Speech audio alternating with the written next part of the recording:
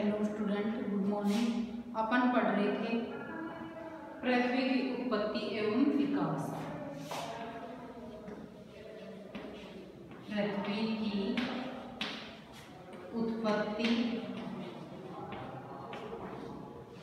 एवं विकास।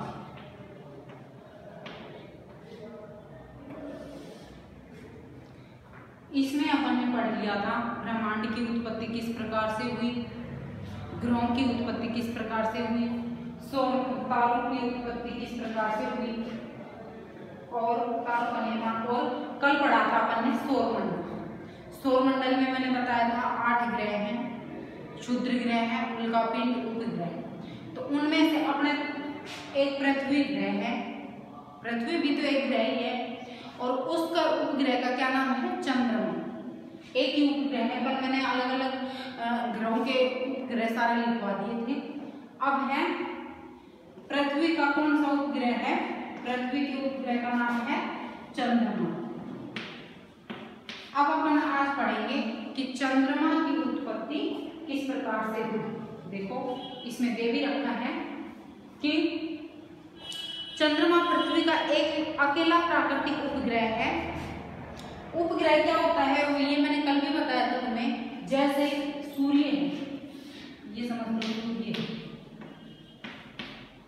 सूर्य है ना, ये तो इसके चारों ओर चक्कर को ग्रह लगा रही है। अब ये अपना पृथ्वी, ठीक है, पृथ्वी ग्रह। और पृथ्वी उपग्रह क्या होते हैं? उपग्रह उस ग्रह के चारों ओर चक्कर लगाते हैं, ठीक है। उपग्रह है वो ग्रह के चारों ओर चक्कर लगाते हैं। ग्रह और उपग्रह आपस में जुड़े हुए हैं, ठीक है।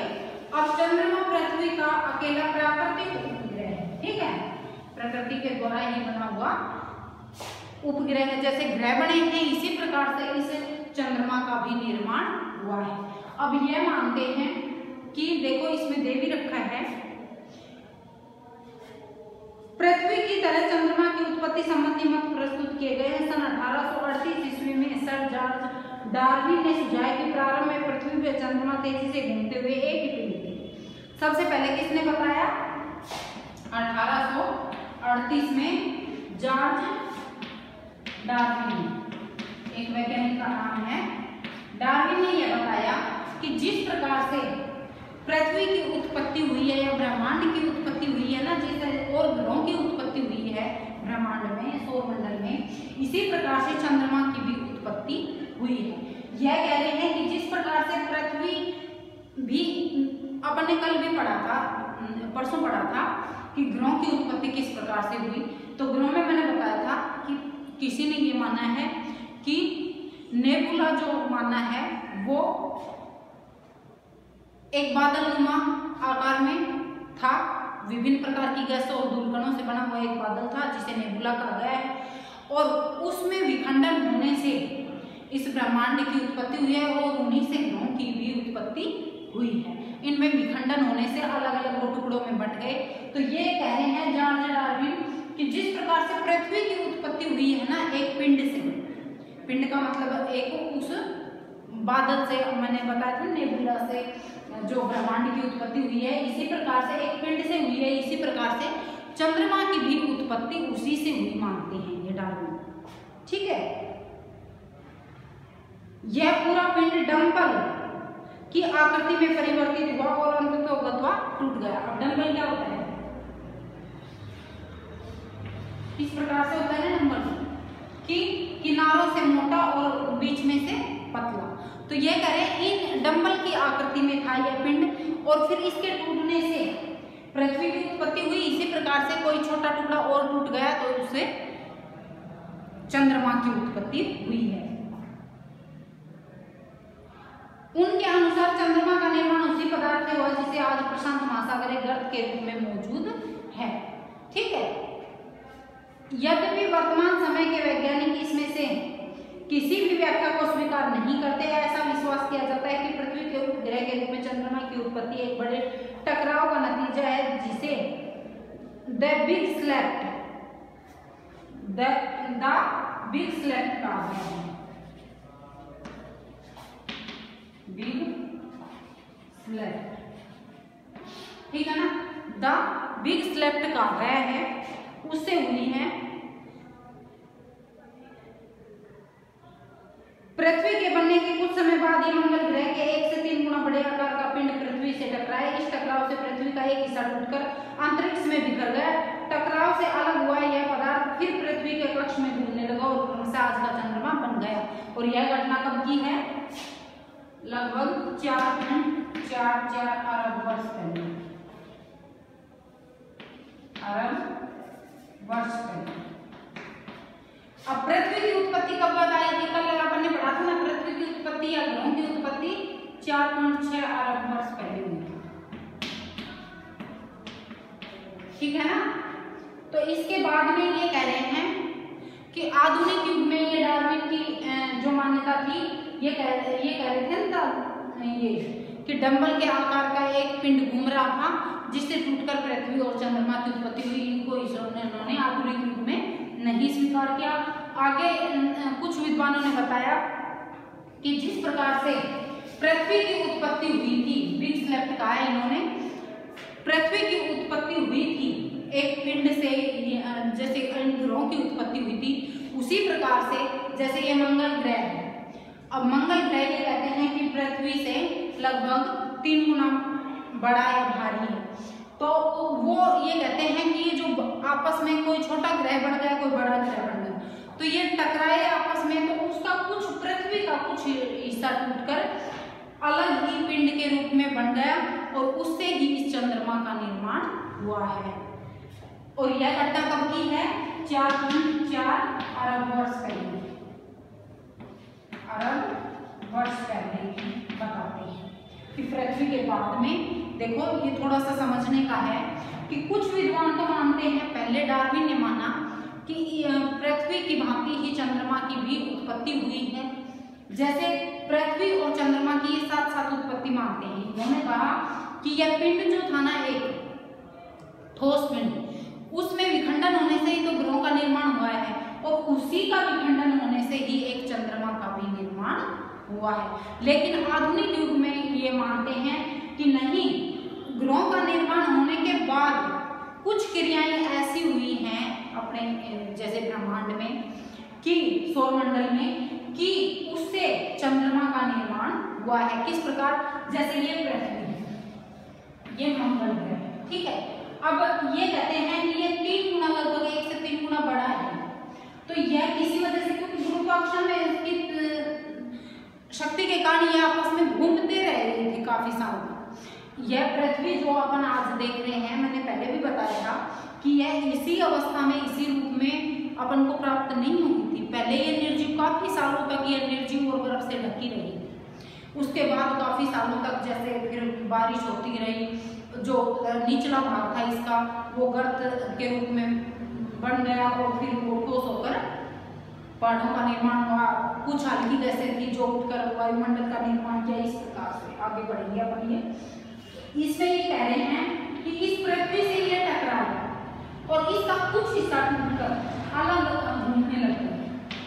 ठीक है, इधर जैसे ये हिस्सा इधर, ये इस चक्कर में ये घूमने लग गया। तो यह क्या था? चंद्रमा। इसको किसका नाम दिया इन्होंने?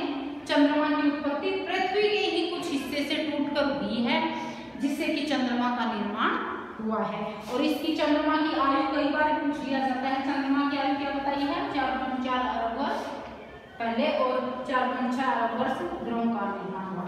अब चंद्रमा की उत्पत्ति आ गई होगी आपकी समझ में कि सबसे पहले तो 1838 में जॉर्ज डार्विन ने क्या मत दिया था कि इसकी आकृति पृथ्वी, एक पिंड था, उसी से पृथ्वी की उत्पत्ति हुई है और उसी से चंद्रमा की उत्पत्ति हुई है। और वो किस आकार का था? डंबल के आकार का। ठीक है, लेकिन इसको आधुनिक युग में स्वीकार नहीं किया वैज्ञानिकों ने। क्यों? क्योंकि उन्होंने माना कि चंद्रमा की उत्पत्ति पृथ्वी के साथ नहीं हुई, पृथ्वी के बाद में हुई है। तभी तो यह उपग्रह है, छोटा ग्रह उपग्रह है जो पृथ्वी के चारों ओर चक्कर लगा रहा है। क्योंकि पहले इन्होंने ये माना कि पहले पृथ्वी की उत्पत्ति हुई है, उसके बाद ही चंद्रमा की उत्पत्ति हुई है। इसका मतलब क्या हुआ कि पहले ग्रहों की उत्पत्ति हुई है और उपग्रहों की उत्पत्ति बाद में हुई है। तो जब तो उपग्रह उसके चक्कर लगा रहे हैं। अब इन्होंने कहा है कि पृथ्वी का ही कुछ भाग टूटकर चंद्रमा के रूप में विकसित हुआ है और वो फिर इसके पृथ्वी के चारों ओर चक्कर लगाने लग गया है। ठीक है, यह थोड़ा समझने का लेसन है। अब आगे है अपना, देखो इसमें भी यह थी चंद्रमा की उत्पत्ति। अब पृथ्वी का उद्भव किस प्रकार से हुआ है, अगला पॉइंट है अपना कि पृथ्वी का उद्भव। अब तक तो अपने ग्रहों की उत्पत्ति पढ़ी थी, ठीक है। अब है पृथ्वी का उद्भव किस प्रकार से हुआ है। अब देखो इसमें भी पृथ्वी का उद्भव या इसका विकास किस प्रकार से हुआ है। अब इसमें भी देखो यही देखता है कि इसमें पृथ्वी में अपन ने ग्रहों में पढ़ा कि घूमते हुए पिंड से हुई है इसकी, ठीक है। अब एक बार इसमें कुछ ये मानते हैं कि यह पृथ्वी जो थी, जब इन ग्रहों का निर्माण हुआ जिसमें से एक ग्रह पृथ्वी थी, तो यह अन्य ग्रहों की भांति ही निर्जीव थी। इस पे इस प्रकार का जैसे ये आज जो अपन पृथ्वी का रूप देख रहे हैं यह नहीं था। क्यों? क्योंकि यह भी ये मानते हैं कि ज्वलनशील गैसों से बनी हुई थी, हीलियम और हाइड्रोजन से, काफी सालों तक। फिर कुछ ऐसे जैसे इस पे कुछ गैसें हल्की हुई और ऊपर की ओर उठी, उससे वायुमंडल का निर्माण हुआ, बादलों का निर्माण हुआ वाष्प बनकर। तो काफी सालों तक कुछ भाग पृथ्वी का, कुछ विद्वान ये मानते हैं कि काफी सालों तक पृथ्वी का कुछ भाग बर्फ से ढका हुआ था। फिर वो धीरे धीरे बर्फ पिघलने लगी, जहां पर जैसे आज ये अपने ये महासागर देख रहे हैं ना, महासागर है, इनमें पहले एक गर्त, क्योंकि देखो तप्त अवस्था में थी, मैंने बार बार बता रही हूँ कि शुरू में इसका विकास हुआ था। ये जब एक दूसरे से अलग हुए थे, ये टकराव होने से छोटे छोटे टुकड़ों में जो पिंड में से हुए थे या बादल था उसमें विस्फोट हुआ था। अपन ने ग्रहों का निर्माण पढ़ा है ना, तो वह बहुत ही तप्त अवस्था में था। हाइड्रोजन और हीलियम ये जो ज्वलनशील गैसें हैं इस अवस्था में था। फिर धीरे धीरे इसमें सिकुड़न हुआ, जैसे ये धीरे धीरे ठंडी होने लगी, ठंडी होकर चीज सिकुड़ती है, ठोस होती है। तो इस प्रकार से इसका यह सिकुड़न होने से इसमें कुछ भाग ऊंचे उठ गए, जिससे पर्वतों का निर्माण हुआ। जो भाग ऊंचे उठ गए, संपीड़न की क्रिया हुई, बता रहे हैं इसमें। तो इससे किस प्रकार की आकृति बन गई, जो भाग ऊंचे उठ गए वहां से तो पर्वतों का निर्माण हुआ। और जो ये निचले गर्त थे, इनमें क्या हुआ कि इनसे महासागरों का निर्माण हुआ। महासागरों किस प्रकार से, अभी मैंने बताया कि फिर ये धीरे धीरे ठंडी होने लगी, कुछ गैसें हल्की होकर ऊपर उठने लगी, जिससे वायुमंडल का निर्माण हुआ। और काफी सालों तक यह बर्फ से ढका रहा था, फिर धीरे धीरे बर्फ पिघलने लगी।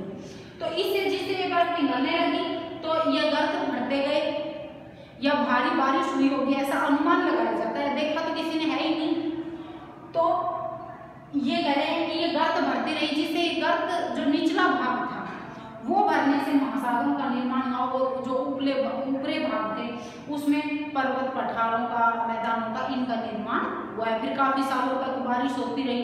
इस प्रकार से जो ये पृथ्वी का जो रूप देख रहे हैं वो धीरे धीरे अपने सामने आया। फिर इस पर जीवन नहीं था, निर्जीव थी ये पृथ्वी भी, जिस प्रकार से और ग्रह हैं इसी प्रकार से रहती।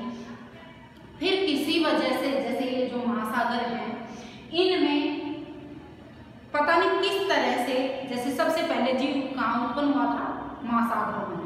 एक जीव से दूसरा जीव उत्पन्न हुआ और फिर इन प्रजातियों का निर्माण हुआ है। मानव का निर्माण तो और भी इससे 5 लाख वर्ष पूर्व मानते हैं, 5000 साल पहले मानते हैं इसमें।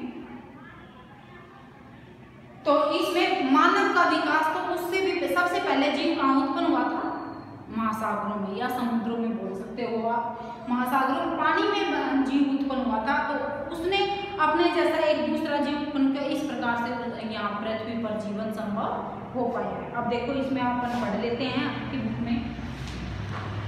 क्या आप जानते हैं कि प्रारंभ में पृथ्वी चट्टानी, गर्म और वीरान ग्रह थी, जिसका वायुमंडल विरल था। विरल का मतलब बहुत ही कम था, जो हाइड्रोजन व हीलियम से बना हुआ था। आज की पृथ्वी के वायुमंडल से बहुत अलग था यह। अतः कुछ ऐसी घटनाएं, क्रियाएं अवश्य हुई होंगी जिसके कारण चट्टानी वीरान और गर्म पृथ्वी एक ऐसे सुंदर ग्रह में परिवर्तित हो गई है जहां बहुत सा पानी तथा जीवन के लिए अनुकूल वातावरण उपलब्ध हुआ। अगले कुछ भागों में आप पढ़ेंगे कि आज से 460 करोड़ सालों के दौरान इस ग्रह पर जीवन का विकास कैसे हुआ। अब पृथ्वी की संरचना परतदार है। वायुमंडल के बाहरी छोर से पृथ्वी के क्रोड़ तक जो पदार्थ है वे एक समान नहीं है। यह आपने पहले कक्षा में भी पढ़ा है कि पृथ्वी जो है वो प्याज के समान इसकी जो परतें हैं वो बनी हुई बताते हैं। प्याज के समान इसकी आकृति है। प्याज देखिए ना, उसमें अलग अलग परतें होती हैं, इसी प्रकार से पृथ्वी भी है। वायुमंडलीय पदार्थ का घनत्व सबसे कम है। पृथ्वी की सतह से इसके भीतरी भाग तक अनेक मंडल हैं और हर एक भाग के पदार्थ की अलग विशेषताएं हैं। ठीक है, अब देखो इसमें ही आगे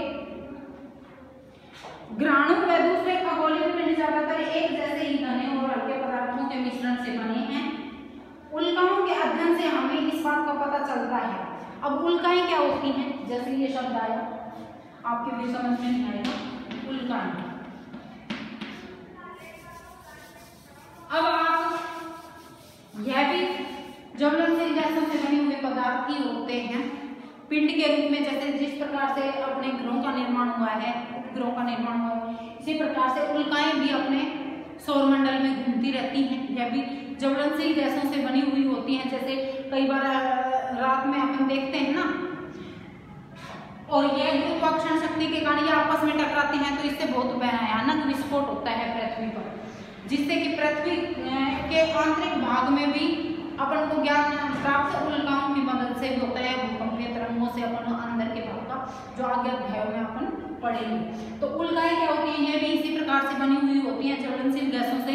जैसे रात में आप कई बार जैसे आकाश की तरफ देखते हैं तो ये नहीं कहते हैं कि ये तारा टूट गया, तारा नहीं टूटता है, वो उल्काएं ही होती हैं।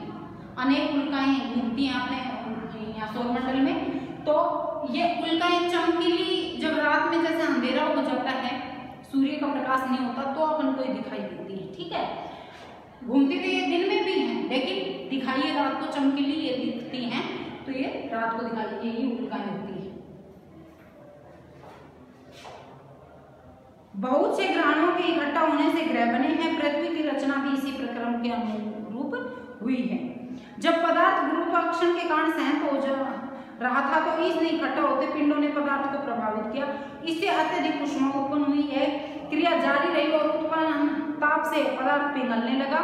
ऐसा पृथ्वी की उत्पत्ति के दौरान और उत्पत्ति के तुरंत बाद हुआ है। यह जो पृथ्वी की उत्पत्ति अपन पढ़ रहे हैं यह भी ज्वलनशील गैसों से तप्त पदार्थ से हुई है। तो इसमें यही बता रखा है कि यह पिंड इकट्ठे गुरुत्वाकर्षण शक्ति के कारण यह इकट्ठा होता रहा और फिर इसमें यह धीरे धीरे जमने लगा। पहले तरल अवस्था में था। ऐसा पृथ्वी की उत्पत्ति के दौरान और उत्पत्ति के तुरंत बाद हुआ। अत्यधिक ताप के कारण पृथ्वी आंशिक रूप से द्रव्य अवस्था में रह गई। अब अपन क्रोड़ में जैसे पिछली कक्षा में भी आपने पढ़ा है पृथ्वी की परतें, तो क्रोड़ भाग है वो तप्त या तरल अवस्था में ही तो है, पिघला हुआ।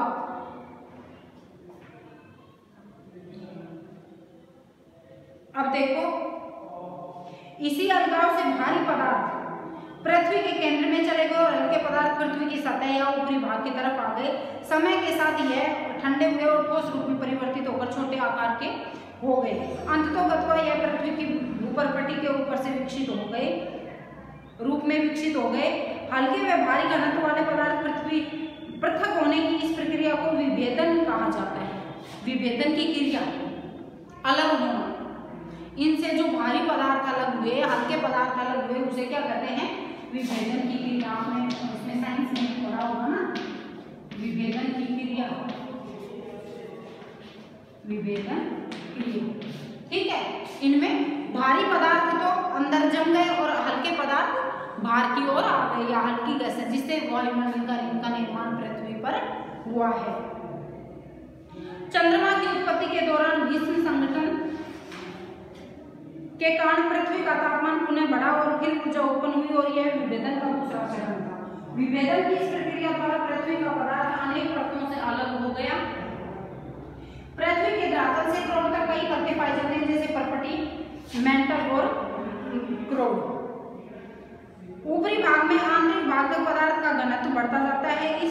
की विशेषताओं का विस्तार पूर्वक अध्ययन आप अपन अगले अध्याय में करेंगे। अब देखो इसमें बताया है मैंने, जो तुम्हें समझाया था वही इसमें वर्णन दे रखा है कि पृथ्वी का उद्भव या पृथ्वी का विकास कैसे हुआ।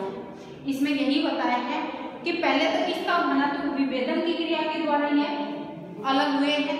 हल्के पदार्थ तो अब आपको पता ही है कि भारी जो पदार्थ है, भारी पदार्थ तो केंद्र में जम गए और हल्के पदार्थ भार की ओर आ गए।